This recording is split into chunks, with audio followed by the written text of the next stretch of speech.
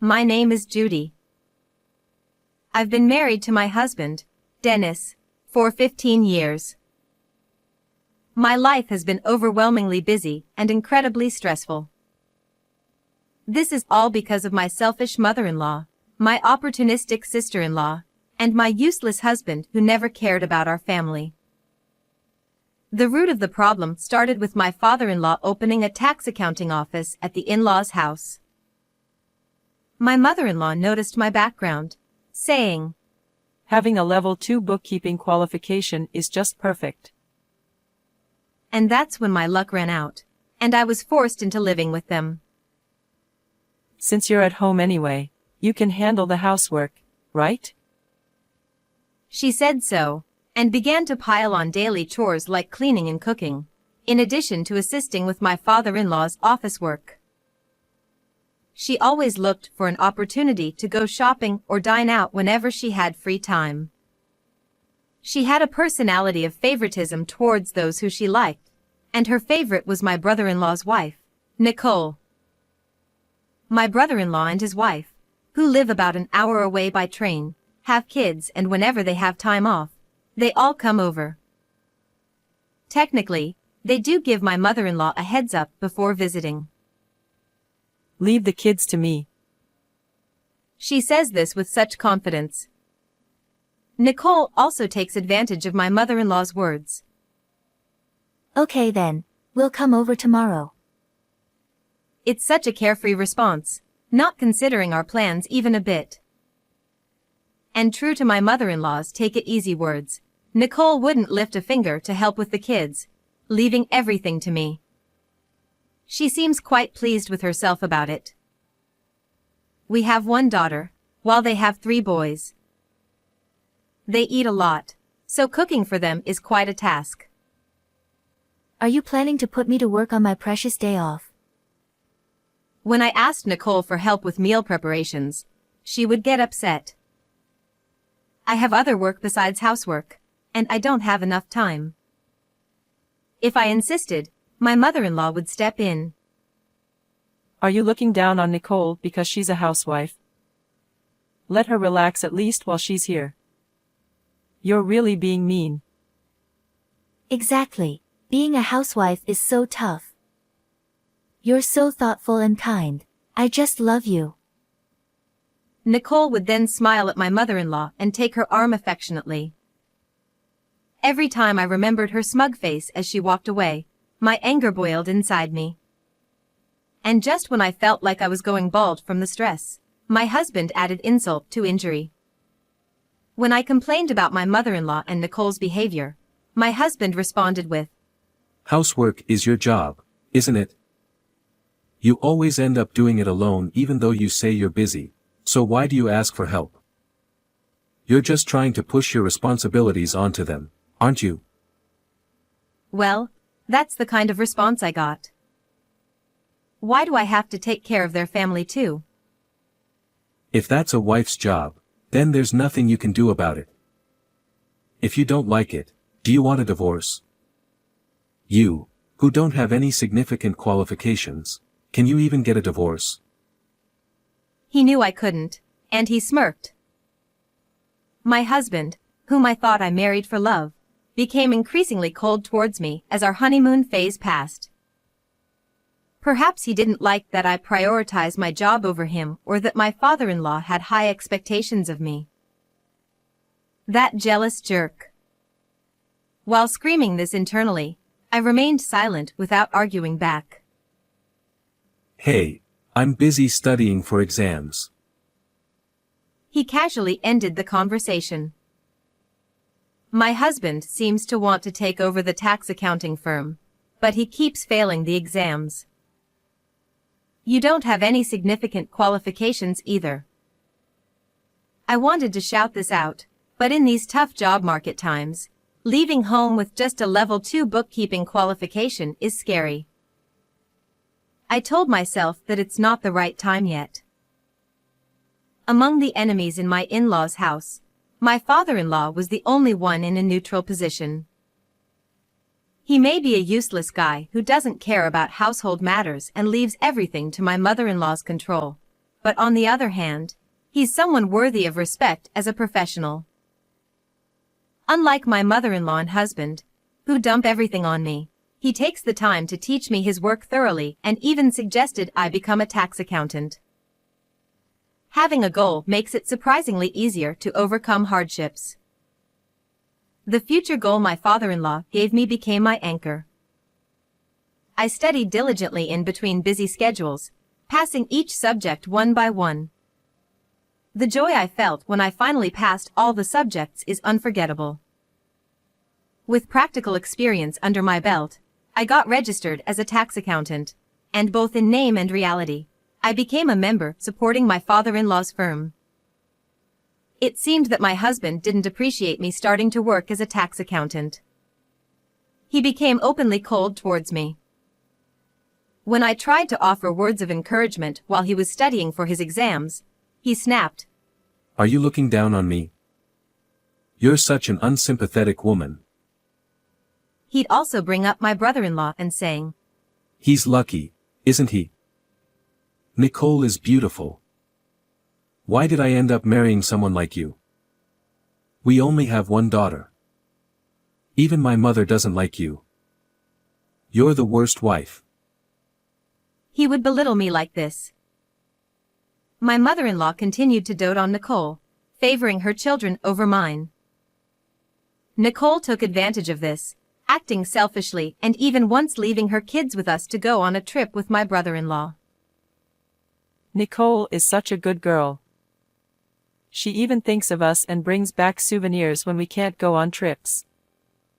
And compared to her, you always have a sour face and act all high and mighty just because you became a tax accountant. Honestly, you're such a terrible daughter-in-law. I had grown accustomed to my mother-in-law's snide remarks, and I honestly found myself torn. I had prepared divorce papers, fully intending to divorce once I became a tax accountant, but when it came down to it, I didn't know when the right time would be. I had thought that obtaining the qualification would mean I could leave at any moment, but I also found enjoyment in working with my father-in-law, which made me hesitate to leave. My indecisiveness was finally pushed aside by my mother-in-law's hospitalization. It happened right before the summer vacation, when she fell down the stairs and broke her leg. While in the hospital, my mother-in-law suddenly remembered something. Nicole and her kids will come over, so make sure to take care of them. What? How shameless can she be to come over when my mother-in-law isn't even there? I was speechless, but there was no point in complaining to my mother-in-law. When I got home, I contacted Nicole directly. Over the phone, Nicole was cheerful. Please take care of my kids again this summer. However, when I told her that she should reconsider since my mother-in-law was hospitalized, she quickly changed her tone and mocked me. What? We already have made plans. There's no way we can cancel now. Are you too stupid to understand that? That's my line. Every year, you never consider how inconvenient it is for others. Enough is enough. I have work to do. I'm busy. And you want to leave your kids and go on a long trip with your husband? Don't be ridiculous. Do not come over. I talked back to her, leaving Nicole silent for a moment. How dare you talk to me like that? You're hated by our mother-in-law anyway. I'm going to tell on you. She then hung up abruptly. It seems she quickly tattled to my mother-in-law, who then told my husband. He called me over immediately. I heard you told Nicole not to come over. You're absolutely the worst. I'm really disappointed in you this time. You're so heartless. We're getting a divorce. Who's really the worst one here? When I thought that, something inside me snapped. Yes, this is the day I've been waiting for, The day I can make a decision. All right. I'll divorce you. I calmly replied as I handed him the divorce papers I had prepared. Huh. He seemed taken aback, perhaps surprised by how well prepared I was. Please fill it out. My words seemed to snap him out of his daze, and perhaps fueled by anger at my lack of hesitation, he hastily filled out the form. Even if you cry and apologize, I won't cancel the divorce. Having got the divorce papers, I ignored him and headed to my father-in-law's place. When I explained the situation to him, my father-in-law simply said, I'm sorry for everything. He never once defended me, but strangely, I didn't feel any resentment towards him. All I can do is wish you well on your new journey. Perhaps my father-in-law felt indebted to me. Since my husband refused to engage in any discussion about the divorce, my father-in-law took charge of handling child support and property matters. Finally, my life settled down, and before I knew it, 6 months had passed. One day, while I was busy with the opening of my own private practice, I received a message from my ex-husband informing me that my former father-in-law had collapsed and been hospitalized. The diagnosis was terminal cancer. Rushing to the hospital, I found my ex-husband, ex-mother-in-law, ex-brother-in-law, and his wife in the hospital room. As soon as my ex-mother-in-law saw me, she greeted me with a smile. Oh, Judy, you look well. That's good to see. My husband is in such a state, and there's also the matter of the office. Instead of quarreling forever, why don't you come back? I'm not a monster either. If you apologize, I'll forgive you. So come back. My ex-husband chimed in with a sickeningly sweet tone. No, thank you. I'm just here to visit today. I firmly declined. But it seems they couldn't bear that. You're so cold even when both of them are asking. We should stop relying on someone like this just because the office is in trouble. Nicole shouted. Nicole. My ex-mother-in-law and ex-husband turned pale. Well, I already sensed what they were up to. Stop it. It's disgraceful. Why don't you realize it's too late to appreciate her now? My former father-in-law, who had silently witnessed the ugly behavior of his wife and son, spoke quietly. But, without you, Dad, what will happen to the office? How are we supposed to live? My ex-husband began to whine. You're over 40 and pathetic. Figure it out yourself. Judy is already a stranger. What do you mean she's a stranger? The divorce is invalid anyway. Judy would be in trouble without the office. Who else would hire a woman like you? The man still can't see reality as it is. My ex-father-in-law seemed to feel the same, letting out a big sigh. Judy has become independent. Many clients want to rely on her. She's a respectable, fully qualified tax accountant.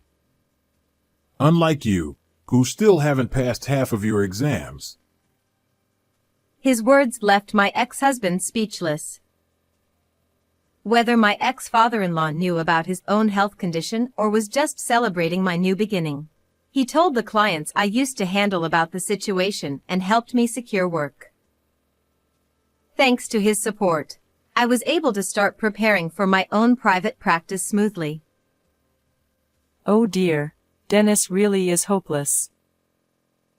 My ex-mother-in-law said, realizing that the situation was turning against her son. She pulled at my sleeve. Judy, I think we can get along again. Ever since I broke my leg, it's been difficult. I need rehabilitation, and with this leg, it's hard to manage the house. Please come back. Why don't you ask Nicole for help with your rehabilitation? I replied coldly, and Nicole jumped in before my mother-in-law could respond. I'm too busy with my own household. I don't have time for that.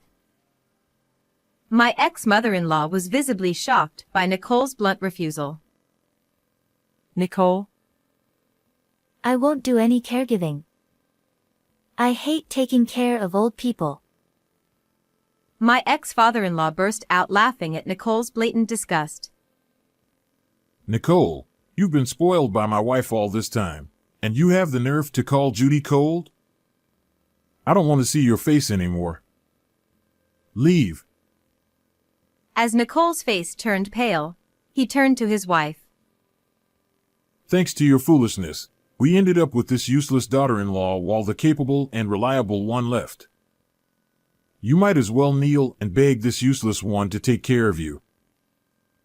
My ex-mother-in-law was left gaping, unable to respond to the unprecedented harshness from my father-in-law.